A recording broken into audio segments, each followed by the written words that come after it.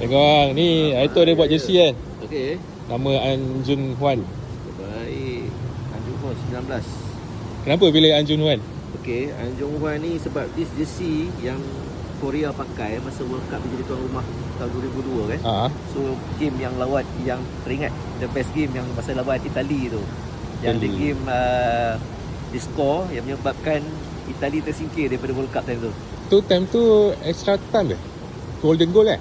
Dia golden goal dan disebabkan gol tu jugalah Anjung Hwan ni macam dah dia main kat liga Serie A pada masa tu.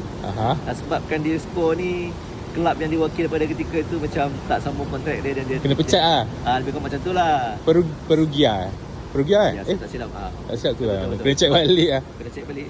Tapi this jersey memang ikonik lah dengan apa ni Anjung Hwan ni nombor 19 ni. One of the legend Korean player lah. Di sini juga dia orang pakai masa lawan Spain. Spain dia orang menang penalti. Yang tu kalau letak Hong Myong-bo lah best. Ya. Sebab dia menang penalti kan. Betul. Last kicker. So di sisi jugalah. So very ikonik lah. Kena simpan juga satu. So terima kasih banyak. Hasil kerja terbaik Anjung Hwan. Okey, terima kasih bang. Terima kasih. Selamat Raya. Selamat Raya, jumpa lagi. Jumpa lagi. Lama tak jumpa bang. Betul dah. Nanti kita solat sekali lah. Okey. Alright. Datang lagi. Alright. Okay. Thank you.